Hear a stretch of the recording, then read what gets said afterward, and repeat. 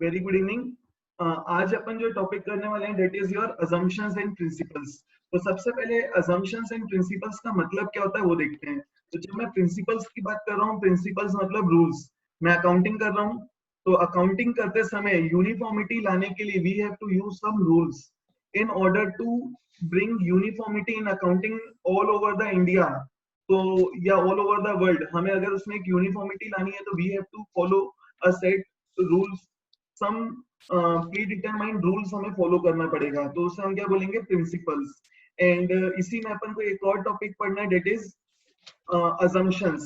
तो प्रिंसिपल्स मतलब होता है, इट मींस रूल्स जो हमें फॉलो करना है while doing accounting in order to bring uniformity in accounting। and assumptions, तो यहाँ पे assumptions का मतलब होता है कि what we are assuming that business has followed this while doing accounting। मतलब जो भी पर्सन बिजनेस के फाइनेंशियल इंफॉर्मेशन, जिसको भी बिजनेस के फाइनेंशियल इंफॉर्मेशन में इंटरेस्ट है, तो जब भी वो इससे गो थ्रू करेगा तो he will assume that business has followed this thing while doing accounting. तो दीज आर अजम्पशंस। अजम्पशंस मतलब जो भी यूजर्स ऑफ अकाउंटिंग इंफॉर्मेशन है, मतलब जो भी उन फाइनेंशियल इंफॉर्मेशन को यूज कर रहा है, they will assume that business has followed these things while doing accounting। So these are assumptions। and principles मतलब rules and regulations that business has to follow while doing accounting in order to bring uniformity in accounting all over the world। मतलब पूरे जो भी person accounting करे सबकी accounting एक जैसे हो, उसके लिए हमें कुछ सेट ऑफ रूल्स फॉलो करना पड़ेगा, डेट आर योर प्रिंसिपल्स। ठीक है। एंड assumptions मतलब जो भी यूजर फाइनेंशियल इंफॉर्मेशन को यूज कर रहा है, वो अज्यूम करेगा कि बिजनेस ने ये चीजों को फॉलो किया होगा व्हाइल डूइंग अकाउंटिंग। तो पहले अपन आते हैं असम्पशंस पे। तीन असम्पशंस हमें पढ़ने हैं एंड फिर अपन कुछ प्रिंसिपल्स देखेंगे। तो असम्पशंस में देखो बेसिकली तीन ही असम्पशंस हैं, बट तुम लोग जब कई बार बुक में क्वेश्चंस पढ़ोगे तो कंफ्यूज कर सकते हैं वो कैसे। असम्पशंस को ही क्या बोल दिया उन्होंने, प्रिंसिपल्स, या प्रिंसिपल को बोल दिया असम्पशन, बट थोड़ा थोड़ा सा डिफरेंस है। असम्पशंस मतलब मैंने क्या बताया कि while doing accounting we are assuming that business has followed this thing। Accounting करते समय बिजनेस ने इन चीजों को फॉलो किया है। अकाउंटिंग करते समय बिजनेस ने इन चीजों को फॉलो किया है। ठीक है। जो भी पर्सन जो अकाउंटिंग इंफॉर्मेशन को यूज कर रहा है वो अज्यूम करेगा कि business has followed these things. And principles मतलब जो चीज बिजनेस को फॉलो करना है, जो रूल्स बिजनेस को यूज करना है for doing accounting, that are principles. तो तीन असम्पशंस हैं। पहला असम्पशन क्या है, देखो, going concern assumption. First assumption is going concern assumption। Second assumption तुम्हारा है वो है consistency assumption। एंड थर्ड है accrual assumption। तो तीनों assumptions का मतलब क्या है पहले वो देखते हैं, फिर अपन बुक का रीडिंग करते हैं।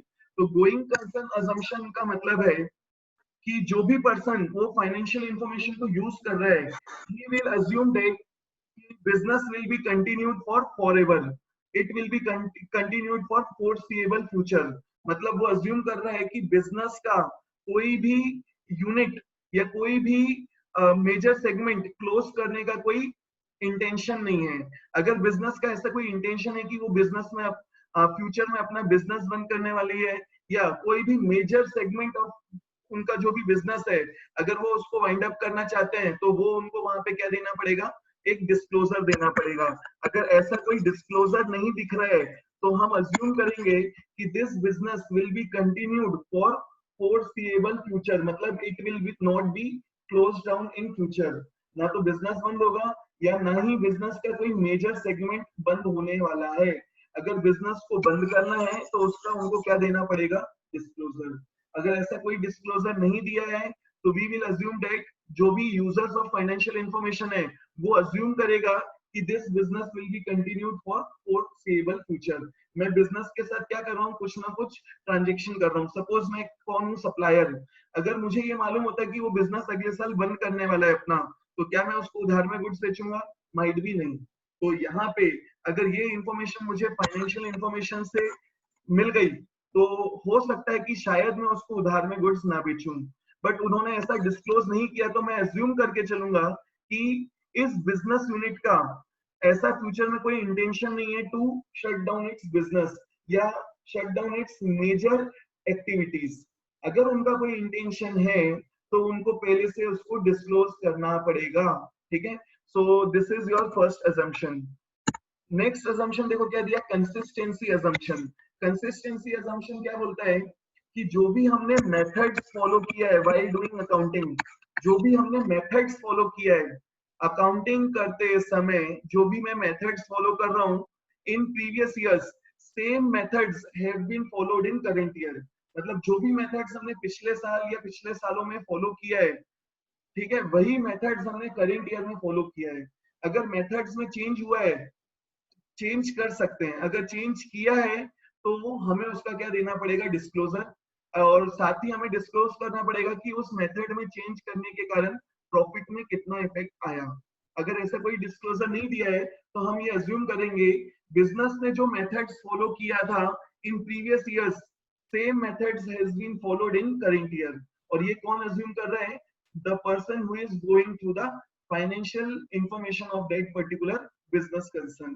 तो यहाँ पे कंसिस्टेंसी अजम्पशन बोल रहे हैं, देखो नाम से क्या समझ में आ रहा है, कंसिस्टेंसी मतलब consistently, something which has been followed consistently. कोई चीज मतलब मेथड्स, बहुत सारी चीजें हो सकती है जिसके कैलकुलेशन के लिए हमने कोई मेथड यूज किया होगा। तो जो मेथड्स हमने प्रीवियस ईयर में फॉलो किया है, सेम मेथड हमें करंट ईयर में फॉलो करना है। क्या मैं मेथड्स में चेंज कर सकता हूँ? Yes, we can make changes in methods of recording anything. अगर मेथड्स में चेंज किया है तो चेंज होने के कारण प्रॉफिट में कितना इफेक्ट आया वो हमें डिस्क्लोज करना पड़ेगा। अगर ऐसा डिस्क्लोज नहीं हुआ है कि हमने मेथड चेंज नहीं किए, तो हम अज्यूम करेंगे जो मेथड्स हमने पहले फॉलो किया है same methods has been followed in current year. इसमें एग्जांपल देता हूं, ध्यान से सुनना, तुम्हें समझ में नहीं आएगा, रीजन बीइंग तुमने आगे की चीज अभी पढ़ा नहीं है। जैसे डेप्रिसिएशन, देखो तुम लोग को मैंने एंट्री करना सिखाया है। डेप्रिसिएशन को कैलकुलेट करने के लिए, डेप्रिसिएशन को कैलकुलेट करने के लिए there are so many different methods. 11th के सिलेबस में दो है, एक है एसएलएम मेथड, एक है डब्ल्यूडीवी मेथड। एसएलएम मतलब होता है स्ट्रेट लाइन मेथड और एक होता है डब्ल्यूडीवी मेथड मतलब written down value method. Depreciation calculate करने के लिए there are so many methods. 11th के सिलेबस में दो है, एसएलएम और डब्ल्यूडीवी। तो जो भी मेथड्स हमने प्रीवियस ईयर्स में फॉलो किया होगा, हम अज्यूम करेंगे बिजनेस ने सेम मेथड फॉलो किया करंट ईयर में। अगर मैं पिछले साल एसएलएम मेथड से डेप चार्ज कर रहा हूं तो मैं मान लूंगा करंट ईयर में भी हमने डेप्रिसिएशन किस मेथड से फॉलो चार्ज किया होगा, एसएलएम से। अगर मेथड में चेंज हुआ है तो हमें वहां पे उसका डिस्क्लोजर देना पड़ेगा अलोंग विद कि उसके कारण प्रॉफिट में कितना इफेक्ट आया, ठीक है। We can make changes in the methods for calculation of depreciation, but उसके कारण करंट ईयर में प्रॉफिट में कितना इफेक्ट आया वो हमें डिस्क्लोज करना पड़ेगा। एंड ये भी बताना पड़ेगा कि हमने डेप्रिसिएशन को कैलकुलेट करने के लिए मेथड्स में चेंज किया है। So this is your consistency assumption. इसके अलावा देखो क्या हो सकता है, जैसे ईयर एंड में जो स्टॉक बच गया जिसे हम क्या बोलते हैं, क्लोजिंग स्टॉक। तो क्लोजिंग स्टॉक रिकॉर्ड करने के लिए there are so many different methods. जैसे एक होता है फीफा मेथड। फीफा मतलब वो फुटबॉल वाला फीफा मत लेना, यहाँ पे फीफा मतलब होता है फर्स्ट इन फर्स्ट आउट। तुम्हारे सिलेबस में इससे रिलेटेड एबीसीडी भी नहीं है, ठीक है। बस इतना याद रखना, क्लोजिंग स्टॉक रिकॉर्ड करने के लिए एक मेथड क्या है, FIFA method, first in first out. एक क्या हो सकता है, LIFO method, FIFO method and LIFO method. LIFO मतलब होता है लास्ट इन फर्स्ट आउट, मतलब जो पहले आया वो पहले, जो लेटेस्ट आया वो पहले बिका होगा। पहला मेथड है फीफो, दूसरा है लीफो। इसके अलावा भी क्या हो सकता है, इसके अलावा हो सकता है average method, average price method, ठीक है। ऐसी बहुत सारी मेथड्स हो सकती है ईयर एंड में जो स्टॉक बच गया उसको कैलकुलेट करने के लिए। सो while going through the financial statements, तो जो भी यूजर है वो अज्यूम करेगा बिजनेस ने जो मेथड्स फॉलो किया है इन प्रीवियस ईयर्स, उन्होंने वही मेथड्स करंट ईयर में फॉलो किया है।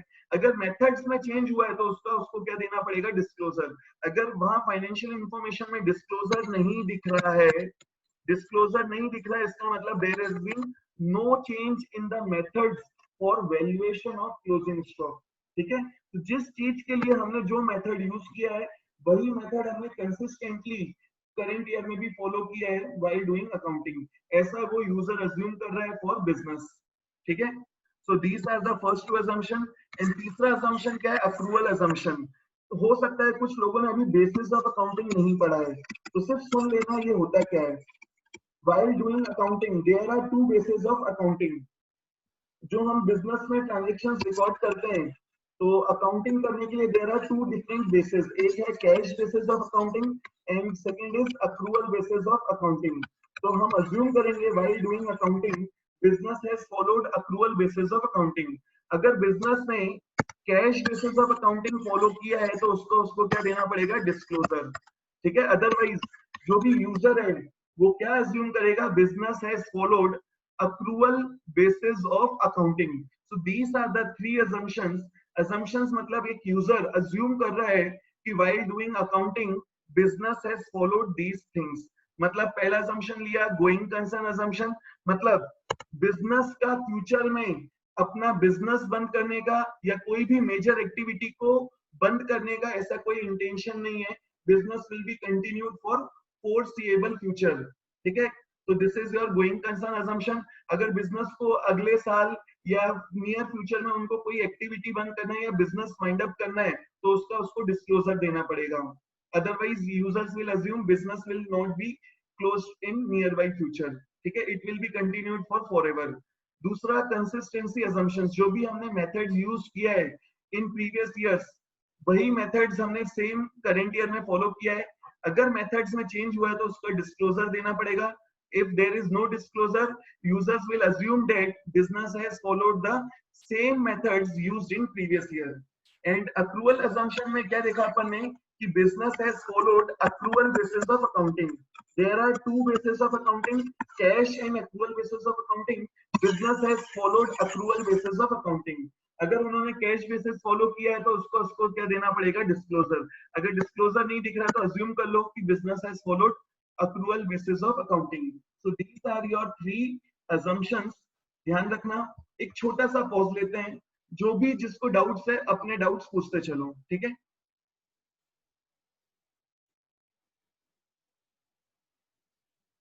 देखो क्या दिया है,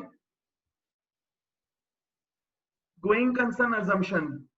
according to this assumption it is assumed that business shall continue for a foreseeable period and there is no intention to close the business or scale down its operations significantly। मतलब business का कोई intention नहीं है business बंद करने का, या to scale down मतलब to close, to wind up its operation significantly, मतलब कोई भी मेजर पार्ट या मेजर एक्टिविटी बंद करने का कोई इंटेंशन नहीं है। it implies that it will not be it implies that it will not be dissolved in the immediate future unless there is a clear evidence of closure। मतलब हम assume कर रहे हैं कि बिजनेस नियर बाय फ्यूचर में बंद नहीं होगा unless there is a evidence of clear evidence of closure। मतलब उनको उसका क्या देना पड़ेगा, disclosure. it is because of this concept that a distinction is made between a capital expenditure that is which will give benefit for long period and revenue expenditure। so because of this principle we are differentiating between the expenditure। अगर याद हो अपन ने देखा था expenditure को classify किया था as revenue expenditure और कैपिटल एक्सपेंडिचर। जिस एक्सपेंडिचर का benefit will be received over several years तो उसको अपन ने क्या बोला था, कैपिटल एक्सपेंडिचर। ठीक है, that is the benefit will be consumed. Revenue expenditure में देखो क्या दिया है, revenue expenditure that is one whose benefit will be consumed or exhausted within the accounting period। on the basis of this concept fixed assets are recorded at their original cost and depreciated in a systematic manner without reference to their market value। मतलब हम because of this method, because of this assumption we are recording the assets at its actual cost, मतलब जिस value पे हमने खरीदा है and उसको अपन depreciate करते हैं over it's life ignoring its market value. हमने एसेट खरीदा और एसेट को अपन राइट ऑफ करेंगे, उसके ऊपर डेप्थ चार्ज करेंगे over it's life on the basis of this principal. देखो यहाँ पे एक एग्जांपल दिया है, for example machine purchase is expected to last 10 years. The cost of machinery is spread on a suitable basis over the next 10 years for ascertaining the profit or loss for each year. तो हमने क्या किया, asset की cost को 10 years में 10 years में divide कर दिया, ठीक है। मतलब हमने हर साल एसेट के ऊपर डेप्थ चार्ज किया for the 10 years because of this method, क्योंकि हमारा ऐसा कोई इंटेंशन नहीं है फ्यूचर में बिजनेस बंद करने का। अगर इंटेंशन होता कि मैं 4 साल बाद, 3 साल बाद या 1 साल बाद बिजनेस बंद करने वाला हूँ, तो मैं उसको क्लासिफाई नहीं कर सकता whether it is a capital expenditure और रेवेन्यू एक्सपेंडिचर, ठीक है। The total cost of the machine is not treated as an expense in the year of purchase itself. हमने देखा था जब भी हम मशीन खरीदते हैं उसको हम क्या बोलते हैं, एसेट। क्यों? क्योंकि मैं अज्यूम कर रहा हूँ business will be continued for forever, ठीक है। इसके अलावा तुम इसमें एक एग्जांपल लिख सकते हो कि कोई भी पर्सन बिजनेस के साथ क्या कर रहा है, उधार में कोई ट्रांजेक्शन कर रहा है। सपोज मैं उधार में गुड्स बेच रहा हूँ, तो अगर मुझे पहले से मालूम होता कि ये बिजनेस नेक्स्ट ईयर बंद होने वाला है, तो मैं अपना डिसीजन सोच समझ के लूंगा कि मुझे उधार में गुड्स बेचना चाहिए या नहीं बेचना चाहिए, वो बिजनेस टाइम पे पैसा दे पाएगा या नहीं दे पाएगा, ठीक है। तो बेसिकली याद रखना इस प्रिंसिपल में बस इतना है कि जो भी यूजर है, जो वो अकाउंटिंग इंफॉर्मेशन को यूज कर रहा है, वो अज्यूम कर रहा है कि बिजनेस का अपना कोई भी मेजर एक्टिविटी या बिजनेस के ऑपरेशंस या बिजनेस को बंद करने का कोई इंटेंशन नहीं है इन नियर बाई फ्यूचर। अगर उनका ऐसा कोई इंटेंशन होता है तो उसको उसे क्या करना पड़ेगा, डिस्क्लोज, ठीक है। नेक्स्ट आते हैं, देखो सेकंड क्या दिया, consistency assumption. According to consistency assumption, accounting practices once selected and adopted should be applied consistently year after year. मतलब जो भी हमने प्रैक्टिसेस, जो भी हमने मेथड्स चूज किया है, वही मेथड्स हमें कंसिस्टेंटली हर साल फॉलो करना चाहिए। But we can make changes in the methods of doing anything. तो अगर हमने मेथड्स में चेंज किया तो हमें उसका क्या देना पड़ेगा, डिस्क्लोजर। देखते हैं आगे क्या दिया है। The concept helps in better understanding of the accounting information and makes it comparable with that of the previous year. हम कंसिस्टेंटली कोई चीज क्यों फॉलो करते हैं, ताकि अगर हमें 2 साल की चीजों को कंपेयर करना है तो हम उसको इजीली क्या कर सकें, कंपेयर। अगर हर साल तुम हर चीज के लिए अलग अलग मेथड्स को फॉलो करोगे तो वहां पे कंपैरिजन करना इजी नहीं होगा। इसीलिए हमने क्या बोला है कि जो मेथड्स हम प्रीवियस ईयर्स में फॉलो करते हैं वही मेथड्स हमने करेंट ईयर में फॉलो किया होगा। Consistency eliminates personal bias and helps in achieving results that are comparable. मतलब इसमें अगर ओनर ने या अकाउंटेंट ने अपने कुछ पर्सनल प्रीजुडाइज यूज किया है तो उसको एलिमिनेट कर देता है, ठीक है। And we can easily compare the things over a period of time. This concept is particularly important when alternative accounting practices are equally acceptable.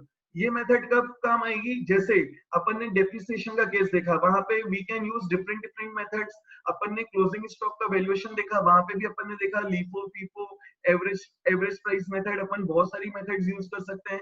तो जहां पे डिफरेंट मेथड्स यूज हो सकती है वहां पे ये अजम्पशन बहुत काम आएगा। देखो यहाँ पे क्या दिया है फिर, for example 2 methods of charging depreciation, written down value method and straight line method are equally acceptable. Under this assumption, method once chosen and applied should be applied consistently year after year, but it does not mean that practice once adopted cannot be changed. The accounting practice may be changed if law or accounting standards requires it, or the change will result in the more meaningful presentation. अगर मैं methods में change करूं तो मैं अपने accounting information को और अच्छे से प्रेजेंट कर सकता हूं, या there is a need in the law कि हमें मेथड्स को चेंज कर देना चाहिए, तो वहां हम मेथड्स को चेंज करेंगे। मेथड को अगर चेंज किया है इन करेंट अकाउंटिंग ईयर तो वहां पे हमें उसका डिस्क्लोजर देना पड़ेगा। If an enterprise desires to adopt an alternative practice, it must disclose the change and its impact on the profit or loss. मतलब अगर उन्होंने मेथड में चेंज किया तो वो उनको डिस्क्लोज करना पड़ेगा along with the change in the profit because of changing in the methods. तो ध्यान रखना ये कंसिस्टेंसी प्रिंसिपल में क्या बोला है कि जो भी मेथड हमने फॉलो किया इन प्रीवियस अकाउंटिंग ईयर वही हमने सेम सेम हमने फॉलो किया इन करेंट अकाउंटिंग ईयर। एक क्वेश्चन है पार्थ का, सर क्वेश्चन मुझे समझ में नहीं आया। सर ये डिस्क्लोज किसको करना है? डिस्क्लोज मतलब business will disclose in the financial information, मतलब जो अपने फाइनेंशियल इंफॉर्मेशन वो ट्रेडिंग पीएनएल अकाउंट और बैलेंस शीट ईयर एंड में जो अपनी एनुअल रिपोर्ट्स देती है ना जो भी यूजर्स हैं, तो हम्म। एनुअल रिपोर्ट्स में ये डिस्क्लोज करना पड़ेगा। ठीक है मतलब सर। सपोज मैं एक यूजर हूँ, I am going through the financial information of the business concern, मैं किसी बिजनेस कंसर्न के फाइनेंशियल इंफॉर्मेशन को यूज कर रहा हूँ, तो मैं अज्यूम करूंगा बिजनेस ने जो मेथड्स फॉलो किए प्रीवियस अकाउंटिंग ईयर में सेम फॉलो किया है करंट अकाउंटिंग ईयर में। अगर मेथड्स में चेंज किया है तो उसका उस रिपोर्ट में क्या होना चाहिए, डिस्क्लोजर। बिजनेस ने डिस्क्लोज किया होगा कि उन्होंने मेथड्स में चेंज किया है, अगर नहीं डिस्क्लोज किया तो मैं अज्यूम करके चलूंगा कि business has followed same methods जो उन्होंने फॉलो किया इन प्रीवियस अकाउंटिंग ईयर्स। मतलब जो ये हो गया है हो गया है, अब जो नेक्स्ट होगा उस पे जो होना है। नहीं, देखो यहाँ पे देखो जो यूजर्स हैं, यूजर्स ऑफ अकाउंटिंग इंफॉर्मेशन मतलब जिन पर्सन को बिजनेस के अकाउंटिंग इंफॉर्मेशन की जरूरत हो सकती है, जैसे बैंक हो सकता है, गवर्नमेंट हो सकता है, ओनर हो सकता है, एम्प्लॉइज हो सकते हैं, ऐसे there are so many different users जिनको बिजनेस के फाइनेंशियल इंफॉर्मेशन की जरूरत पड़ती है। सपोज मैं किसी बिजनेस में इन्वेस्ट करना चाहता हूँ, आई एम आई इन्वेस्टर, तो मैं इन्वेस्ट ऐसे ही थोड़ी ना करूंगा, मैं किसी भी बिजनेस में इन्वेस्ट कैसे करूंगा, वाइल गोइंग इन्वेस्ट करने के लिए पहले मैं अपना डिसीजन कैसे लूंगा, उस बिजनेस के बारे में स्टडी करके, उनके फाइनेंशियल इंफॉर्मेशन को स्टडी करके कि मैं उस बिजनेस में अपना पैसा इन्वेस्ट करूं या नहीं। तो यहाँ पे जब मैं उसके फाइनेंशियल इंफॉर्मेशन से गो थ्रू करूंगा, तो मैं अज्यूम कर रहा हूँ, जो यूजर है वो अज्यूम कर रहा है कि business has followed the same methods, while same methods जो उन्होंने फॉलो किया इन प्रीवियस अकाउंटिंग ईयर्स। अगर मेथड्स में चेंज हुआ है, बिजनेस कर सकता है, तो अगर बिजनेस ने कोई मेथड्स चेंज किया है तो वो उनको फाइनेंशियल इंफॉर्मेशन में डिस्क्लोज करना पड़ेगा। अगर डिस्क्लोजर नहीं है तो user will assume that business has followed the same methods, and साथ ही साथ में बिजनेस को ये भी डिस्क्लोज करना पड़ेगा कि मेथड में चेंज होने के कारण प्रॉफिट में कितना इफेक्ट आया। ठीक है, चलो यस सर। आगे देखते हैं अक्रूवल बेसिस। अक्रूवल बेसिस में देखो मैंने बोला था there are two different basis of accounting, cash and accrual. हम अज्यूम करेंगे बिजनेस में क्या फॉलो किया, accrual basis of accounting. According to accrual assumption, transaction is recorded in the books of account at the time when it is entered into and not when the settlement takes place। इसका मतलब cash basis में हमने क्या देखा था, एक brief में बता देता हूँ। हम ट्रांजेक्शन को बुक में तभी रिकॉर्ड करेंगे जब हमें पैसे मिले या हमने पैसे दिए। मतलब कोई भी ट्रांजेक्शन कब रिकॉर्ड होगा, जब पैसा आया या जब हमने पैसा दिया। तो this is cash basis of accounting. But in accrual basis of accounting हम ट्रांजेक्शन को कब रिकॉर्ड करेंगे, जैसे ही वो ट्रांजेक्शन हो गया, मतलब पैसा मिला या नहीं मिला वो हम कंसिडर नहीं करेंगे। ठीक है, जो भी ट्रांजेक्शन हुआ तुरंत रिकॉर्ड करो। जैसे मैंने उधार में गुड्स बेचा, तो यहाँ पे तुरंत मैं रिकॉर्ड करूंगा even though amount has not been received. But अगर मैं कैश बेसिस फॉलो करता हूँ तो जब पैसा मिलेगा तभी ट्रांजेक्शन रिकॉर्ड करना है। So this is the basic difference between two methods, accrual basis and cash basis.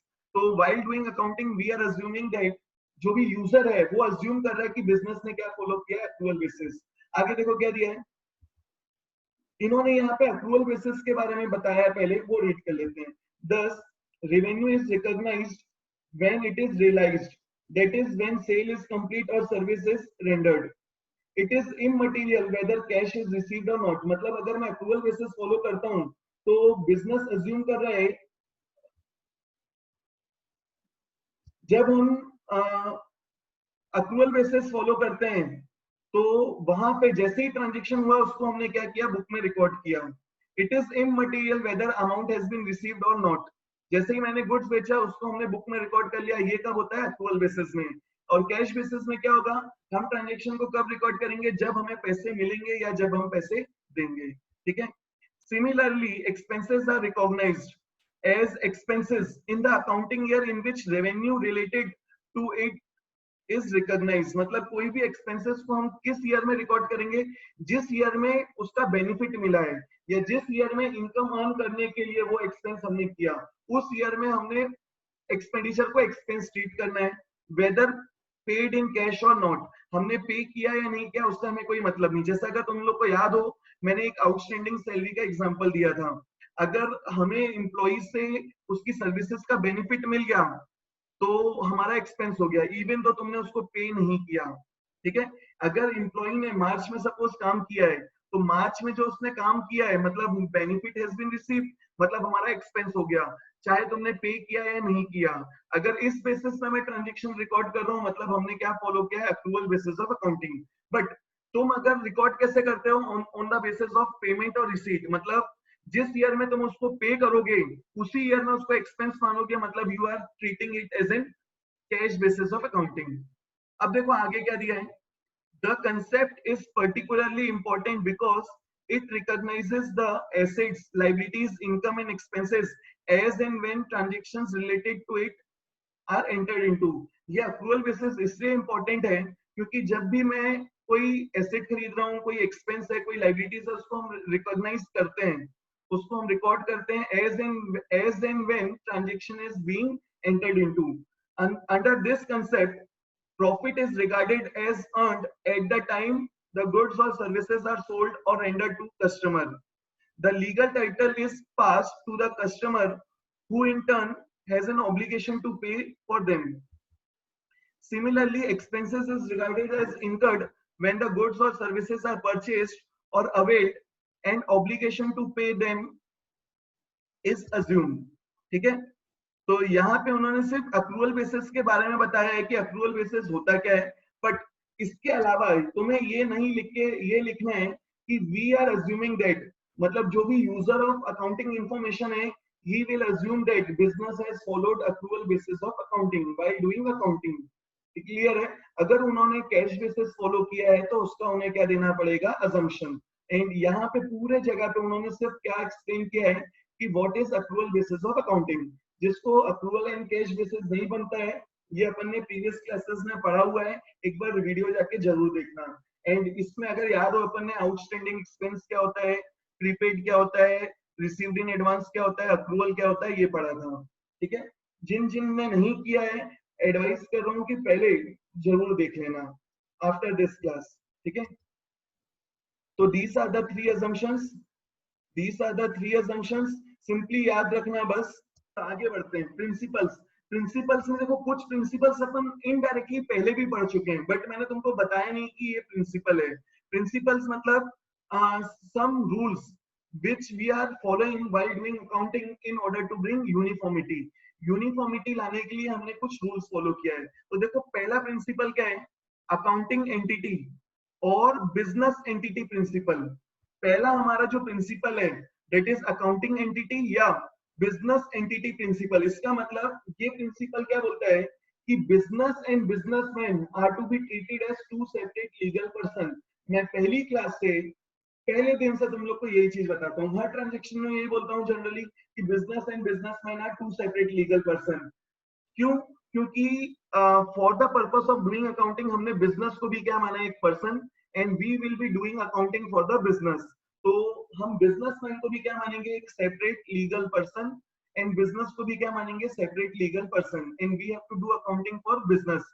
And because of this purpose कि we are differentiating between differentiating between the amount brought in by the owner as capital और जो वो withdrew कर रहा है उसको अपन क्या बोलते हैं, ड्रॉइंग्स। क्योंकि business and businessman are two separate legal person. Businessman ने जो पैसा इन्वेस्ट किया उसको अपन क्या बोलते थे, कैपिटल। जो पैसा विड्रू कर रहा है उसको अपन क्या बोलते हैं, drawings. That is not your expense, क्योंकि business and businessman are two separate legal person, ठीक है। तो अगर बिजनेसमैन सेपरेट लीगल पर्सन है, ये जो पैसा इन्वेस्ट कर रहा है उसको अपन ने क्या बोला था, obligation, that is capital. And ये जो पैसा विड्रू कर रहा है उसको अपन ने क्या नाम दिया था, ड्रॉइंग्स या कैपिटल विड्रू कर रहा है, ठीक है। तो बिकॉज ऑफ दिस प्रिंसिपल, ये प्रिंसिपल क्या बोलता है कि business and businessman are to be treated as two separate legal person. देखते हैं, according to the business entity principle, business is considered to be separate and distinct from its owner. Business transactions therefore are recorded in the books of account from the business point of view and not from the that of the owner। मतलब business के point of view से record करना है, owners being regarded separate and distinct from business, they are considered creditors of the business to the extent of their capital. हम owner को भी business का हम क्या मानते हैं, क्रेडिटर के जैसा, नॉट क्रेडिटर्स, क्रेडिटर्स के जैसा मानते हैं, क्योंकि business and businessman are two separate legal person.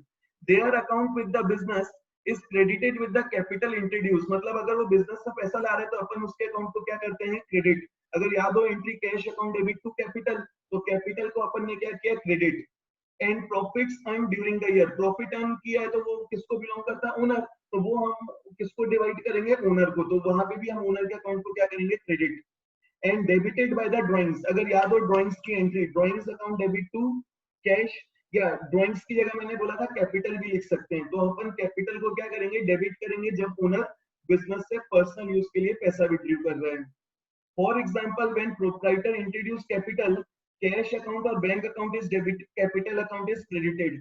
तो ये सिंपल सा प्रिंसिपल है, ठीक है, रीडिंग से हो सकता है. तो बस इतना याद रखना कि business and businessman are to be treated as two separate legal person and we have to do accounting from business point of view.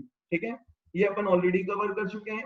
आज अपन ने उसको एक नाम दे दिया, बिजनेस एंटिटी प्रिंसिपल या अकाउंटिंग एंटिटी प्रिंसिपल. ठीक है, नेक्स्ट वो क्या दिया है, मनी मेजरमेंट प्रिंसिपल.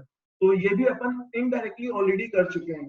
देखो मैंने तुम्हें क्या बताया था, we will record only monetary transactions in the books. अगर अकाउंटिंग की डेफिनेशन याद हो, इट इज अ प्रोसेस जिसमें अपन ने बिजनेस के ट्रांजैक्शंस को आइडेंटिफाई किया. कौन से transactions, only monetary transactions in which some money value is being involved, and only those transactions in which money value is involved are to be recorded in the books. Business में ऐसे बहुत सारे transactions होते हैं जिसमें money की value involve नहीं होती. तो जो नॉन मॉनेटरी ट्रांजेक्शंस हैं हम उसको रिकॉर्ड नहीं करेंगे. We are doing financial accounting means only recording of financial transactions, monetary transactions in which some money value is being attached, money value is being involve. हमें वही ट्रांजेक्शन रिकॉर्ड करना है. जैसे मैंने किसी एम्प्लॉय को अपॉइंट किया, अच्छे मैनेजर को अपॉइंट किया, बिजनेस में क्लैशेस चल रहे हैं, ठीक है, ये सब चीजें अपन रिकॉर्ड नहीं करते हैं. बट जिसमें कोई मनी की वैल्यू इन्वॉल्व है, मैंने मशीन खरीदा, मैंने सैलरी पे किया, मेरा एक्सपेंस हुआ, ये सब चीजें हम रिकॉर्ड करते हैं. तो only those transactions in which money value is being involve are recorded in the books. ठीक है, एक बार जल्दी से रीड कर लेते हैं. According to the money measurement principle, transactions and events that can be measured in money terms are recorded in the books of the enterprise. Only those transactions, only those events which can be measured in terms of money are recorded in the books of enterprise. In other words, money is the common denominator in recording and reporting all the transactions. Consider that enterprise has 10,000 rupees cash, 6 tons of raw material, 6 trucks and 10,000 square yards land. These assets cannot be added and shown in the financial statements unless their monetary value is ascertained. मतलब business के पास क्या क्या ये दिया हुआ है, अपन इसको book में रिकॉर्ड नहीं कर पाएंगे जब तक इसमें कोई मनी वैल्यू इन्वॉल्व नहीं होगी. However, principle suffers from two major limitations. इस प्रिंसिपल के कुछ लिमिटेशंस भी है. जैसे मैंने बोला था only monetary transactions are being recorded, मतलब जो क्वालिटी एस्पेक्ट्स हैं उसको अपन ने रिकॉर्ड नहीं किया है. एंड जो भी ट्रांजैक्शंस रिकॉर्ड हुए हैं वो अपन ने किस बेसिस पे रिकॉर्ड किया है, the value at which that transaction is being recorded. तो जिस वैल्यू पे वो ट्रांजैक्शन इनकर हुआ है उस वैल्यू पे रिकॉर्ड किया है. And we are not considering the quality aspects. तो देखो इस प्रिंसिपल के लिमिटेशंस क्या क्या हैं. तो इसका लिमिटेशंस क्या, देखो, transactions and events that can not be measured in money terms are not recorded in the books of account howsoever important they may be to the enterprise. मतलब बिजनेस के मैनेजमेंट में क्लैशेस चल रहे हैं, ठीक है, इतना गंदा क्लैश है कि मतलब ये बिजनेस की वैल्यू को बहुत गंदे तरीके से इंपैक्ट करने वाला है. ठीक है, still we will not record this in our books of accounts. Clear है क्यों? क्योंकि जब मैं फाइनेंशियल अकाउंटिंग कर रहा हूं तो we are recording only the monetary transactions. For example, human resource with the enterprise are important to the enterprise but are not reflected in the financial statements because they can not be measured and expressed in money terms. तो उन्होंने बताया जैसे business के पास बहुत capable staff है या उनका staff बहुत वीक है, तो ये भी तो देखा जाए तो एक तरीके से बिजनेस की वैल्यू या बिजनेस को आगे अगर ग्रो कराना है तो उसके लिए हमें किसकी जरूरत पड़ेगी? ह्यूमन रिसोर्सेज की। अगर ह्यूमन रिसोर्सेज बहुत केपेबल है, मतलब बिजनेस को ग्रो करने के चांसेस बहुत ज्यादा हैं। अगर इनएफिशिएंट मैनेजमेंट है, इनएफिशिएंट ह्यूमन रिसोर्स है, तो वो बिजनेस ज्यादा टाइम तक सस्टेन नहीं करेगा, ठीक है। But we are not recording this aspect, we are recording only कि हमने उनको सैलरी कितना दिया या हमने एक्सपेंस कितना इनकर किया है। हम यहाँ पे ये नहीं रिकॉर्ड कर रहे हैं कि हमारा जो ह्यूमन रिसोर्स है, हमारे जो एम्प्लॉइज हैं, उनकी कैपेबिलिटीज क्या है, ठीक है। देखा जाए तो ये भी क्या है, एक तरीके से बिजनेस की वैल्यू को रिफ्लेक्ट कर रहा है। अगर किसी बिजनेस का मैनेजमेंट बहुत स्ट्रांग है, इसका मतलब उसको ग्रो करने के चांसेस ज्यादा है, तो मैं उस टाइप के बिजनेस में इन्वेस्ट करना चाहूंगा जहाँ का मैनेजमेंट बहुत अच्छा है, जहाँ के लोगों की सोच बहुत अच्छी है, ठीक है। जो कोयले को भी हीरे में कन्वर्ट कर सकते हैं, इवन तो अभी वो लॉस में इनकर कर रहा है बिजनेस, बट उनके अंदर कैपेबिलिटी है कि उसको फ्यूचर में प्रॉफिट में टर्न अप कर सकते हैं, ठीक है। बट ये चीज बिजनेस में वहां से उनके स्टाफ की क्वालिटी से रिफ्लेक्ट नहीं हो रही है, तो this is the drawback of this method. आगे देखो क्या दिया है, the value of money is considered to have static value. मतलब जो मनी की वैल्यू है वो भी क्या है? स्टैटिक। इसका मतलब अगर तुमने देखा होगा, इन्फ्लेशन होता है, इन्फ्लेशन क्या हो रहा है? मतलब गुड्स का प्राइस हर साल क्या हो रहा है? बढ़ते जाता है। गुड्स का प्राइस हर साल बढ़ते जाता है। जो मनी की परचेसिंग पावर है, मनी की परचेसिंग पावर क्या हो रही है? कम होते जा रही है। जैसे जैसे इन्फ्लेशन बढ़ेगा, रुपी की या मनी की जो परचेसिंग पावर है वो कम होती है, but still all the transactions have been recorded at a static value। मतलब जिस वैल्यू पे हमने वो ट्रांजेक्शन इनकर किया उस वैल्यू पे रिकॉर्डेड है। मतलब हमने यहाँ पे जो इन्फ्लेशन की वैल्यूज, इन्फ्लेशन के कारण वैल्यूज इफेक्ट हो सकती है, उसको हमने कंसीडर नहीं किया। It means value of money is considered to have static value as the transactions are recorded at the value on the transaction date। मतलब जिस दिन वो ट्रांजेक्शन हुआ उस वैल्यू पे हमने रिकॉर्ड किया और उसको हम according to time, according to inflation उसकी वैल्यू को चेंजेस नहीं करते। तुमने देखा होगा कोई चीज आज 100 रुपए की है, वो एक साल बाद कितने की हो गई? 105 रुपए की। तो क्यों चेंज हुई है? देखो, एक फैक्टर तो हो सकता है डिमांड एंड सप्लाई, और दूसरा फैक्टर क्या हो सकता है? Because of inflation. हर साल रुपी की जो वैल्यू है वो क्या हो रही है? डेप्रिशिएट। चीजों की वैल्यू क्या हो रही है? बढ़ते जा रही है। तो इन्फ्लेशन के कारण, इन्फ्लेशन का इफेक्ट यहाँ पे हम इग्नोर करते हैं। तो this is what we are taking the static values of the transaction. मतलब जिस दिन वो ट्रांजेक्शन हुआ हम उस वैल्यू पे ही उसको रिकॉर्ड करते हैं, फ्यूचर में उसकी वैल्यू में चेंज नहीं करते। So these are the two limitations of this method, this principles. आगे देखते हैं नेक्स्ट क्या दिया। देखो, accounting period principle. Accounting period principle क्या बोलता है कि बिजनेस, हमने एज्यूम किया कि business will be continued for foreseeable future. मतलब बिजनेस बंद करने का कोई इंटेंशन नहीं है, पर हमें हमारा प्रॉफिटेबिलिटी तो निकालना है। अगर मैं बिजनेस कर रहा हूँ, बिजनेस कब बंद होगा हमें मालूम नहीं, तो क्या मैं बिजनेस के बंद होने का वेट करूं प्रॉफिट निकालने के लिए? नहीं। तो हम यहाँ पे क्या करेंगे, हमें रेगुलर इंटरवल ऑफ टाइम पे प्रॉफिट निकालना है। तो हमने बिजनेस की लाइफ को इंटरवल्स में डिवाइड कर दिया। बिजनेस की लाइफ को अपन ने इंटरवल्स में डिवाइड कर दिया। बिजनेस की लाइफ को हमने इंटरवल्स में डिवाइड कर दिया। उस इंटरवल को हम क्या बोलेंगे? Accounting period. मतलब we will maintain accounts for from this date to this particular date, ठीक है। मतलब अगर हमें प्रॉफिट निकालना है बिजनेस का, तो मैं या तो बिजनेस के बंद होने का वेट करूं कि जब बिजनेस बंद होगा उस दिन अपन निकालेंगे कि मैंने कितना इन्वेस्ट किया और मेरे पास कितना है। तो जो एक्सेस हो गया वो हमारा प्रॉफिट, या कम हो गया तो वो हमारा लॉस। या तो मैं क्या करूंगा, बिजनेस की लाइफ को हमने इंटरवल्स में डिवाइड कर दिया, उस इंटरवल को हम क्या बोलते हैं? लाइफ। अब तुम्हारा क्वेश्चन आ सकता है कि हमें तो लाइफ मालूम ही नहीं है, मैंने क्या किया? उसको इंटरवल्स में डिवाइड कर दिया, से 1 ईयर, से 3 मंथ्स, कुछ भी हो सकता है। तो जनरली हम अकाउंटिंग पीरियड क्या मानते हैं? It is a time period of 1 year. मतलब सपोज 1 अप्रैल से लेके 31 March of next year, this is our accounting period. So we will calculate the profit earned between 1 April 2019 से लेके 31 मार्च 2020 तक, ठीक है। तो this is your accounting period principle मतलब in order to know the profitability of the business, ठीक है, मैं बिजनेस के बंद होने का वेट नहीं करूंगा। We have divided the life of the business in intervals, and उन इंटरवल्स को हम क्या बोलेंगे, accounting period, and we will be calculating the profits earn during that period, मतलब उस पीरियड में हमने कितना प्रॉफिट अर्न किया, and we will know the position of the business as on particular date, उस पीरियड के एंड में हमारी पोजीशन क्या क्या है, पोजीशन मतलब मेरे पास क्या क्या है एसेट्स, किस किस को देना है liabilities, and during that period हमने क्या अर्न किया, दैट इज योर प्रॉफिटेबिलिटी। तो जब मैं प्रॉफिट की बात करता हूं तो it belongs to any period, it is calculated over a period of time. जब मैं पोजीशन की बात कर रहा हूं तो position is calculated at a point of time, कि एक पर्टिकुलर पॉइंट ऑफ टाइम पे हमारे पास क्या क्या है, किस किस को देना है। So this principle is basically about this thing. Read कर लेते हैं जल्दी से। देखो क्या दिया है, according to the accounting period principle, the life of an enterprise is broken into smaller periods so that its performance मतलब profit हुआ या loss हुआ, ठीक है, so that its performance is measured at regular intervals.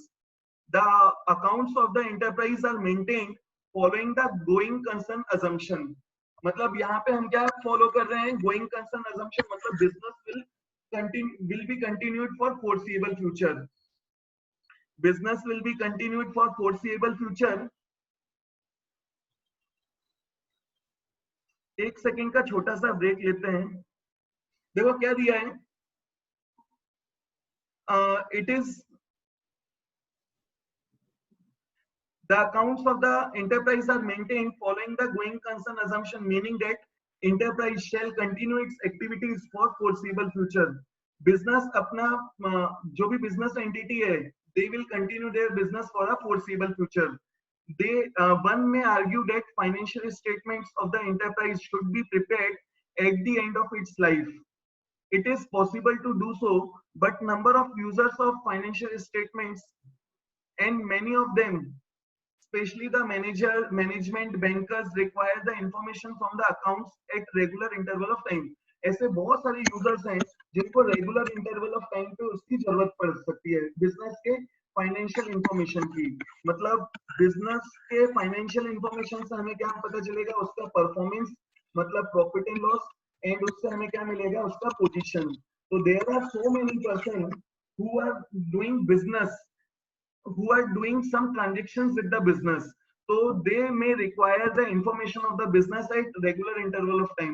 इसीलिए हमने business की life को intervals में divide कर दिया, and उस interval को हम क्या बोलते हैं, accounting period concept, and during that accounting period हमने कितना profit earn किया वो निकालते हैं, and हमारी position क्या है at the end of that accounting period वो calculate करते हैं, ठीक है। आगे देखो क्या दिया है, मैनेजमेंट रिक्वायर्स इंफॉर्मेशन, मैनेजमेंट को इंफॉर्मेशन क्यों जरूरत पड़ सकती है, at regular intervals to assess the performance, management को भी इंफॉर्मेशन की जरूरत पड़ती है टू असेस देयर परफॉर्मेंस, मतलब जो भी उनका परफॉर्मेंस है उसको चेक करना, ठीक है, जो उन्होंने प्लानिंग किया था उसके अकॉर्डिंगली चीजें है या नहीं। फंड्स रिक्वायरमेंट, मतलब बिजनेस को कितने फंड्स की जरूरत पड़ सकती है, और ठीक है, bank requires accounting information, bank को किस चीज के लिए इसकी जरूरत पड़ेगी, क्या वो टाइम पे बिजनेस एंटिटी उनका इंटरेस्ट दे पाएगी कि नहीं, या उनका प्रिंसिपल जो अमाउंट हमने उनको एज अ लोन प्रोवाइड किया वो सिक्योर है या नहीं। तो banks required accounting information periodically because they have invested money and have to ensure its safety and returns. उनको एक इंश्योरेंस, उनको एक एश्योरेंस चाहिए कि उनका पैसा सेफ है और वो टाइम पे उनको रिटर्न कर पाएगा या नहीं। Similarly government has to assess the tax due from the enterprise, government को उसकी इंफॉर्मेशन क्यों चाहिए, क्योंकि गवर्नमेंट को उनकी इनकम के ऊपर क्या मिलेगा, टैक्स। तो बिजनेस ने टैक्स टाइम पे दिया या नहीं है उसको असेस करने के लिए, उसको कैलकुलेट करने के लिए। सो आगे देखो क्या दिया है, in the view of above, the life of the enterprise is broken into smaller periods which is termed as accounting period, usually 1 year। देखो यहाँ पे ये नहीं बोला कि it is a time period of 1 year, it can be 1 year, 3 months, half yearly, 1 month or more than 1 month, 1 year also, 1 year से ज्यादा का भी हम accounting period रख सकते हैं। but all over the world uniformity लाने के लिए जनरली हम क्या फॉलो करते हैं, टाइम पीरियड ऑफ 1 ईयर। ठीक है, अकाउंटिंग पीरियड भी देखो अगर याद हो मैंने दो टाइप के बताए थे, एक फाइनेंशियल ईयर, एक होता है फाइनेंशियल ईयर और एक होता है कैलेंडर ईयर। फाइनेंशियल ईयर मतलब जो स्टार्ट कब होगा 1 अप्रैल से एंड एंड कब होगा 31 मार्च ऑफ नेक्स्ट ईयर। जो किसी साल 1 अप्रैल में स्टार्ट होगा अगले साल के 31 मार्च को खत्म होगा, तो वो फाइनेंशियल ईयर। कैलेंडर ईयर मतलब वो इसी साल में खत्म होता है, उसी ईयर में स्टार्ट होता है, उसी ईयर में खत्म हो जाता है। कैलेंडर कब से शुरू होता है 1 जनवरी, तो वो उसी ईयर में 1 जनवरी में खत्म स्टार्ट होगा and 31 December of that year खत्म हो जाएगा। सपोज कैलेंडर ईयर है 2019, तो 1 जनवरी 19 में स्टार्ट होके 31 दिसंबर 2019 में फिनिश। और फाइनेंशियल ईयर है तो उसको अपन कैसे लिखेंगे 2019-20, मतलब स्टार्ट कब होगा 1 अप्रैल 19 में, एंड कब होगा 31 मार्च 20 में। तो ध्यान रखना अकाउंटिंग ईयर तुम्हें अगर दिया है 1920, मतलब स्टार्ट हुआ है 1 अप्रैल 19, एंड होगा 2020 के मार्च में, मतलब हमने क्या फॉलो किया फाइनेंशियल ईयर। अगर तुम्हें दिया अकाउंटिंग ईयर इज 2019, मतलब क्या दिया है कैलेंडर ईयर, स्टार्ट कब हुआ है जनवरी में, एंड कब हुआ है दिसंबर में। तो अकाउंटिंग पीरियड क्या फॉलो किया, ये भी तुम्हें काम आएगा, ध्यान रखना। एक छोटा सा पॉज, यहां तक के तीनों प्रिंसिपल्स में समझ में आया कि नहीं आया, जल्दी से मुझे चैट बॉक्स में लिख के दो। चलो आगे बढ़ते हैं। नेक्स्ट प्रिंसिपल इज, ध्यान से सुनना, प्रूडेंस प्रिंसिपल, जिसका दूसरा नाम क्या है, कंजर्वेटिज्म प्रिंसिपल। प्रूडेंस प्रिंसिपल या कंजर्वेटिज्म प्रिंसिपल। तो what does this principle states, ये प्रिंसिपल क्या बोलता है, जो भी मेरे एंटीसिपेटेड, जो भी मेरे एंटीसिपेटेड एक्सपेंसेस या लॉसेस हैं, जो भी हमारे एंटीसिपेटेड एक्सपेंसेस या लॉसेस है बिकॉज ऑफ पास्ट इवेंट्स, जो भी मैं लॉस एंटीसिपेट कर रहा हूं उसको आज ही रिकॉर्ड कर लो। जो भी मैं लॉस एंटीसिपेट कर रहा हूं बिकॉज ऑफ पास्ट इवेंट्स, उसको आज ही रिकॉर्ड करो, उसके होने का इंतजार मत करो। बट जो भी मेरी एंटीसिपेटेड इनकम्स है, मैं अगर कोई इनकम एंटीसिपेट कर रहा हूँ, एक्सपेक्ट कर रहा हूँ, तो उसको कब रिकॉर्ड करना है, जब वो इनकम रियलाइज हो जाएगी, मतलब जब इनकम अर्न कर लोगे तभी रिकॉर्ड करना। But do not wait for any anticipated losses for its recording. मतलब इफ यू आर एक्सपेक्टिंग कि एक लॉस होने वाला है या लॉस हो सकता है बिकॉज ऑफ पास्ट इवेंट्स, उसको आज ही अकाउंट करो। इससे क्या होगा कि जो तुम्हारे फाइनेंशियल इंफॉर्मेशन है वो इससे वर्स्ट नहीं हो सकता। It will show a better picture of your financial statements. इससे वर्स्ट पोजीशन नहीं हो सकती है, इससे अच्छी ही होगी, इससे वर्स्ट पोजीशन नहीं हो सकती है। अगर मैं अपने एंटीसिपेटेड लॉसेस को भी रिकॉर्ड कर रहा हूँ कि मुझे ऐसा लग रहा है because of past event, suppose मैं गुड्स खरीद के लेके आया, गुड्स कितने का खरीदा मैंने इससे 50,000 रुपए का, ठीक है, 50,000 का कॉस्ट है एंड मेरा इसका सेलिंग प्राइस कितना है 60,000, मतलब मैं 50,000 की चीज है 60,000 में उसको बेचता हूँ। 50,000 की चीज है मैं 60,000 में उसको बेचता हूँ। तो सपोज मार्केट में इसका क्या आ गया, कोई सब्स्टिट्यूट आ गया, इसके कारण मैं इसको अब 40,000 से ज्यादा में नहीं बेच पाऊंगा। मतलब अगर मैं इसको बेचना चाहूँ तो मैक्सिमम कितने में बिक सकता है 40,000 में। तो I am एंटीसिपेटिंग a loss of 10,000 rupees. तो इस लॉस के होने का मैं वेट नहीं करूंगा, आई विल नॉट वेट कि ये मेरा लॉस हो, इस लॉस को मैं यहीं पे रिकॉर्ड कर लूंगा। ठीक है, तो this is your anticipated, this is your prudence principle. Prudence principle क्या बोलता है, फिर से देखते हैं कि it states that account for all the anticipated losses but do not account for any anticipated income। but if you are anticipating any income, तो उसको कब रिकॉर्ड करना, जब वो रियलाइज हो जाएगी, जब इनकम हो जाएगी तभी रिकॉर्ड करना।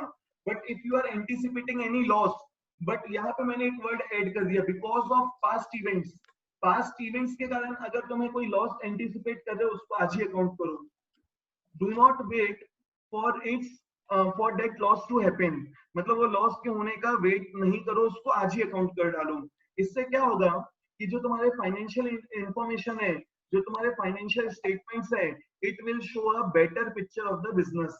वो बिजनेस की ट्रू एंड फेयर पोजीशन बताएगा कि पोजीशन बिजनेस की इससे वर्स्ट नहीं हो सकती, इससे बेटर ही होगी। ठीक है, तो एक बार रीड करते हैं इसको। देखो क्या दिया है, prudence principle, prudence principle is many times described as the phrase do not anticipate a profit but provide for all possible losses। मतलब जो भी पॉसिबल या एंटिसिपेटेड लॉसेस है उसको प्रोवाइड करो, उसको अकाउंट करो, but do not account for any anticipated income. In other words, it take into consideration all the prospective losses but not the prospective all the prospective losses but not the prospective profits. मतलब जितने भी मेरे prospective, expected, anticipated losses है उसको account करो। इसका मतलब ये नहीं बोल रहा हूँ कि अगले साल की रेंट इसी साल एक्सपेक्ट, मुझे रेंट पे करना है, हर साल पे करना है, सैलरी पे करना है, हर साल पे करना है, उसको आज ही रिकॉर्ड कर लो। वो ये नहीं बोल रहा है। Suppose you are expecting any loss in future because of past events, because of past events तुम एक्सपेक्ट कर रहे हो कोई लॉस हो सकता है या होने वाला है, तो उसको आज ही अकाउंट कर लो।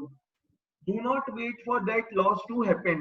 but अगर इनकम का केस है, you are expecting a tremendous या बहुत ही ज्यादा कोई प्रॉफिट एक्सपेक्ट कर रहे हो, तो उसको तभी रिकॉर्ड करना जब वो प्रॉफिट हो जाए। जैसे तुमने 50,000 में गुड्स खरीदा था, बट आज मार्केट में इतनी वैल्यू बढ़ गई कि इस चीज को तुम मिनिमम 5 लाख रुपए में बेच सकते हो। तुम्हारा एमआरपी कितना था, 60,000, बट एकदम से मार्केट में इस चीज की शॉर्टेज आ गई। जैसा तुमने देखा होगा सैनिटाइजर के केस में, साला 20 रुपए की बोतल मिलती थी, एकदम से उसका प्राइस क्या हो गया था, 100 रुपए। छोटी सी बोतल 20 रुपए की मिलती थी, 100 रुपए की हो गई। बट उस केस में जब तुम बेच दोगे, जब तुम्हारा प्रॉफिट हो जाएगा तभी रिकॉर्ड करना। ठीक है, जब तक प्रॉफिट ना हो तब तक रिकॉर्ड मत करो। But in case of loss, जैसे कोई ऐसी चीज है, कोई ऐसा गुड्स है जो मैंने 100 रुपए में खरीदा था, मैं जनरली उसको 120 रुपए में बेचता हूँ, 20 रुपए का प्रॉफिट ऐड करके। बट मार्केट में इसका कोई सब्स्टिट्यूट आ गया, आज मैं अगर बेचना चाहूँ तो 60 रुपए से ज्यादा में नहीं बिकेगा। मतलब इस पे I am expecting a loss of ₹40। मैं एक्सपेक्ट कर रहा हूँ फ्यूचर में लॉस हो सकता है। लॉस हुआ क्या अभी? क्या मैंने ये गुड्स बेचा है? नहीं बेचा। लॉस हुआ क्या अभी? नहीं हुआ। बट हो सकता है, होगा। क्यों? क्योंकि मैं इसको 60 रुपए से ज्यादा में बेच ही नहीं पाऊंगा। तो उस 40 रुपए के लॉस का होने का वेट मत करो, उसको आज ही अकाउंट कर डालो। तो जो भी हमारे एंटिसिपेटेड, एक्सपेक्टेड लॉस है उसको आज ही अकाउंट करो, but do not account for any anticipated income. ठीक है, आगे देखो क्या दिया है।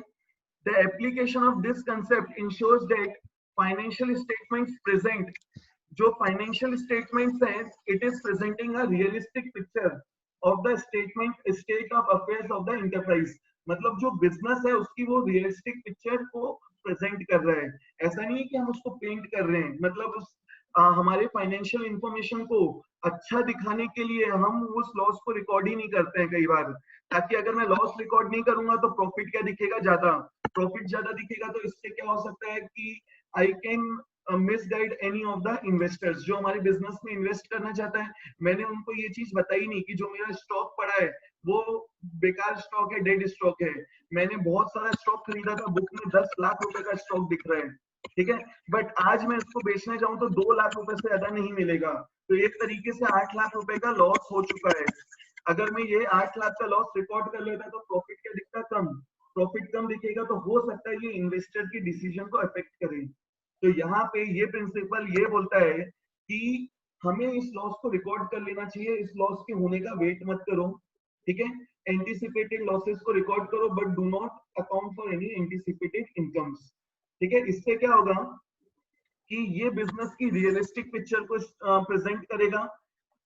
ठीक है, and not and do not paint a better picture than what actually is। यहाँ पे क्या दिया है, it will show a realistic picture of the state of affairs of the enterprise and do not paint a better picture than what it actually is। मतलब जो actually में position है उससे बेटर पोजीशन वो शो नहीं कर रहा है। It is showing a realistic picture कि बिजनेस की असली पोजीशन क्या है। मतलब जो बिजनेस की पोजीशन है इससे वर्स्ट नहीं हो सकती, इससे बेटर ही हो सकती है। देखो आगे क्या दिया है, फॉर एग्जाम्पल। अब यहाँ पे एक चीज ध्यान रखना, because of this principle, because of this principle, इसके ऊपर same as it is question आता है।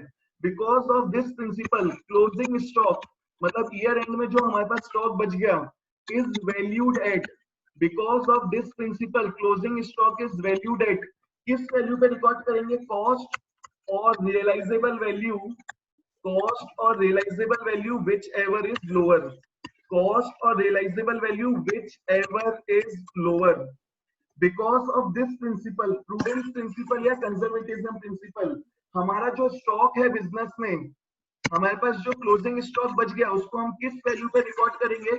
जिस पे हमने खरीदा है, या उसका रियलाइजेबल वैल्यू, मतलब जितने में मैं बेच सकता हूँ, विच एवर इज लोअर। इसका मतलब अगर मेरी कॉस्ट है 50,000 रुपए, उसकी रियलाइजेबल वैल्यू कितनी है? 60,000 रुपए, मतलब मैं चाहूं तो 60,000 रुपए में बेच सकता हूँ, तो मैं इसको किस वैल्यू पे रिकॉर्ड करूंगा? 50,000 पे। कॉस्ट और रियलाइजेबल वैल्यू, मतलब जिस वैल्यू पे मैं उसे बेच सकता हूँ, विच एवर इज लोअर, उस वैल्यू पे रिकॉर्ड करूंगा। बट अब सोच के देखना, मार्केट में इसकी वैल्यू कम हो गई, अब उसकी रियलाइजेबल वैल्यू कितनी है? 40, मतलब मैं चाहूं तो उसको कितने में बेच सकता हूँ? मैक्सिमम 40,000, उससे ज्यादा में वो बिकेगा ही नहीं। बट मैंने कितने में खरीदा था? 50,000 में, तो मैं किस वैल्यू पे रिकॉर्ड करूंगा? कॉस्ट और realisable value whichever is lower, मतलब मैं अपनी बुक में क्लोजिंग स्टॉक को रिकॉर्ड करूंगा 40,000 में। तो इससे क्या हो गया? 10,000 का लॉस अपने आप रिकॉर्ड हो गया। क्यों? क्योंकि जब खरीदा था तो मैंने उसकी वैल्यू कितनी रिकॉर्ड किया था? 50,000। ईयर एंड में जो बच गया उसकी वैल्यू में कितना रिकॉर्ड कर रहा हूँ? ओनली 40,000, मतलब मैंने 10,000 की वैल्यू कम रिकॉर्ड की है, अपने आप ये 10,000 का लॉस रिकॉर्ड हो गया। तो because of this principal closing stock is valued in the books at cost or realizable value whichever is lower, cost और रियलाइजेबल वैल्यू, मतलब जिस वैल्यू पे हम उसे बेच सकते हैं, कॉस्ट और realisable value whichever is lower, मतलब अगर कॉस्ट कम है उसको मैं ज्यादा वैल्यू पे बेच सकता हूं तो मैं कॉस्ट पे ही रिकॉर्ड करूंगा। बट इन केस अगर रियलाइजेबल वैल्यू कम है, कॉस्ट ज्यादा है, तो मैं उसको रियलाइजेबल वैल्यू पे रिकॉर्ड करूंगा। मतलब जो भी मेरा एंटीसिपेटेड लॉस है उसको मैंने रिकॉर्ड कर लिया, बट हमने एंटीसिपेटेड प्रॉफिट को रिकॉर्ड नहीं किया। ठीक है, आगे देखो क्या दिया है। For example closing stock is valued at lower of cost और नेट रियलाइजेबल वैल्यू और making the provision for doubtful debts. Provision for doubtful debts तुमको अभी नहीं समझ में आएगा, तो सिर्फ क्लोजिंग स्टॉक वाला एग्जांपल याद रखना। मतलब ये जो डाउटफुल डेट्स वाला एग्जांपल दिया, ये क्या है? सपोज तुमने किसी कस्टमर को उधार में गुड्स बेचा, तो वो तुम्हारा क्या बन गया? डेटा। अब उससे पैसे कब मिलेंगे? Next year. पर तुम्हारा एक्सपीरियंस है कि 10% लोग पैसे नहीं देते। एक्सपीरियंस है कि जितना मेरा डेटर्स है, हर साल 10% अमाउंट पैसा नहीं मिलता। तो जो पैसा नहीं मिलता, जो नहीं मिलेगा, तुम्हारे पास एक तुमने अपना जजमेंट यूज किया कि हर साल 10% अमाउंट नहीं मिलता है, तो जो पैसा नहीं मिलने वाला है वो करंट ईयर का लॉस है। क्योंकि मैंने करंट ईयर में गुड्स बेचा, मैंने उसको जिस वैल्यू पे बेचा उसमें प्रॉफिट इंक्लूड करके करंट ईयर का प्रॉफिट निकाला। And this is my experience कि इसमें से 10% अमाउंट मिलने वाला नहीं है। तो बेटर है उस 10% को आज ही क्या कर लो? लॉस अज्यूम कर लो, उस लॉस के होने का वेट मत करो। ठीक है, इसी उसके लिए उसके ऊपर अपन ने क्या बना लिया? एक प्रोविजन फॉर डाउटफुल डेट्स, मतलब जितना पैसा नहीं मिलेगा उसको अपन ने लॉस मान लिया, एंड जो लॉस हो सकता है उसके लिए अपन ने एक प्रोविजन बना के रखा है। इन केस अगर फ्यूचर में बैड डेट्स का लॉस हुआ भी, तो उस लॉस को मैं कहां से एडजस्ट कर लूंगा? उस प्रोविजन से। अगर ये एग्जांपल नहीं भी समझ में आया तो छोड़ देना, दिमाग में ज्यादा असर मत डालना, क्योंकि ये चीज अभी नहीं समझ में आएगी, फ्यूचर में समझ में आएगा। ठीक है, तो बस ये याद रखना, प्रूडेंस प्रिंसिपल क्या है? Account for all the anticipated expenses और losses but do not account for any anticipated income, इतना याद रखो। इसके अलावा एक एग्जांपल याद रखना, because of this principle closing stock is recorded at, closing stock किस वैल्यू पे रिकॉर्ड करना है? कॉस्ट और रियलाइजेबल वैल्यू। रियलाइजेबल वैल्यू मतलब याद रखना, रियलाइजेबल वैल्यू मतलब जितने में मैं उसे बेच सकता हूँ। रियलाइजेबल वैल्यू की जगह नेट रियलाइजेबल वैल्यू भी यूज कर सकते हो। कॉस्ट और net realisable value whichever is lower. ठीक है, विच एवर इज लोअर ये लिखना मत भूलना। अगर कॉस्ट ज्यादा है, रियलाइजेबल वैल्यू कम है, तो हम कॉस्ट पे रिकॉर्ड करेंगे। अगर कॉस्ट कम है और उसकी रियलाइजेबल वैल्यू ज्यादा है, मतलब मैं ज्यादा में बेच सकता हूँ, तो हम उसको कॉस्ट पे ही रिकॉर्ड करेंगे। ठीक है, तो ये चार प्रिंसिपल्स आज के लिए याद रखो। चार प्रिंसिपल्स क्या क्या पढ़े अपन ने? प्रिंसिपल्स मतलब और अजम्पशंस अलग है। तो हो सकता है कि स्कूल में या कोई कोई बुक में assumptions को उन्होंने प्रिंसिपल बोल दिया या उसी को कंसेप्ट बोल दिया, कंफ्यूज मत होना, प्रिंसिपल, कंसेप्ट एंड assumptions हो सकता है वो तीनों को एक जैसा यूज करें, ठीक है, बट assumptions का मतलब अपन ने अलग देखा था, प्रिंसिपल और कंसेप्ट एक ही चीज होता है। प्रिंसिपल्स मतलब रूल्स जो हमें फॉलो करना है व्हाइल डूइंग अकाउंटिंग, assumptions मतलब एक यूजर अज्यूम कर रहा है कि बिजनेस ने ये चीज फॉलो किया है व्हाइल डूइंग अकाउंटिंग, ठीक है। तो अभी अपन ने 4 प्रिंसिपल्स कंप्लीट किए, बिजनेस एंटिटी प्रिंसिपल, ठीक है, बिजनेस एंटिटी या अकाउंटिंग एंटिटी प्रिंसिपल। सेकंड अपन ने देखा था money measurement principle, money measurement principle. Third अपन ने देखा accounting period principle and fourth अपन ने देखा प्रूडेंस या कंजर्वेटिज्म प्रिंसिपल। तो ध्यान रखना, ठीक है। एक और लास्ट जल्दी से देख लेते हैं, टाइम कम लगेगा इसमें। देखो लास्ट क्या है, हिस्टोरिकल कॉस्ट कंसेप्ट, ये भी बहुत बार आता है, ये दो है सबसे इंपॉर्टेंट, हिस्टोरिकल कॉस्ट प्रिंसिपल या कॉस्ट कंसेप्ट। हिस्टोरिकल कॉस्ट या कॉस्ट कंसेप्ट ये क्या बोलता है कि जब भी हम कोई एसेट खरीदते हैं, जब भी हम कोई एसेट खरीदेंगे उसको किस वैल्यू पे रिकॉर्ड करना है, जिस वैल्यू पे हमने उसे एक्वायर किया है। हम जब भी कोई एसेट खरीदते हैं तो एसेट को बुक में किस वैल्यू पे रिकॉर्ड करना है, एट इट्स कॉस्ट, मतलब जिस वैल्यू पे हमने उसे खरीदा है, irrespective of its market value, उसकी मार्केट में वैल्यू क्या है उससे हमें कोई मतलब नहीं। हम जब भी कोई एसेट खरीदेंगे तो एसेट को किस वैल्यू पे रिकॉर्ड करना है, एट इट्स हिस्टोरिकल कॉस्ट या cost at that value at which we have acquired that particular asset. उसकी मार्केट वैल्यू क्या है उससे हमें कोई मतलब नहीं। बुक में कोई एसेट को किस वैल्यू पे रिकॉर्ड करेंगे, जिस वैल्यू पे हमने खरीदा है, उसकी मार्केट वैल्यू क्या है उससे हमें कोई मतलब नहीं। This is your historical cost principle या कॉस्ट प्रिंसिपल। एक बार जल्दी से रीड कर लेते हैं, देखो क्या दिया है, according to this, according to the cost concept, an asset is recorded in the books of account at the price paid to acquire it and the cost is the basis for subsequent accounting of the asset। मतलब जिस value पे हमने उसको acquire किया उस value पे record करना है एंड आगे के ईयर में उसकी अकाउंटिंग करने के लिए मतलब हमें हर साल उस पे क्या लगाना है, depreciation, and we will use this value for the purpose of calculating depreciation in future. आगे की अकाउंटिंग करने के लिए हम उसके आगे की अकाउंटिंग के लिए we will use the value at which we have acquired that asset, ठीक है।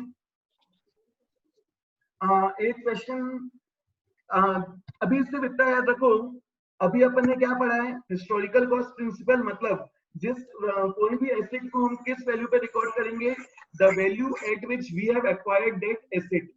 हम किसी भी एसेट को बुक में किस वैल्यू पे रिकॉर्ड करेंगे, जिस वैल्यू पे हमने उसको एक्वायर किया है, अमाउंट पेड या amount to be paid for acquiring that asset, and this will become the basis for accounting in future for that particular asset। So this is your historical cost concept या historical cost concept principle। तो ये 5 principles याद रखना, आगे के 5 principles अपन देखेंगे अगली class में along with some questions, ठीक है। आज के लिए बस इतना ही एंड टाटा बाय बाय। जो भी डाउट्स हैं अब मैं डाउट्स ले रहा हूँ, ठीक है, अभी आज की क्लास में सिर्फ इतना ही, अब डाउट सेशन।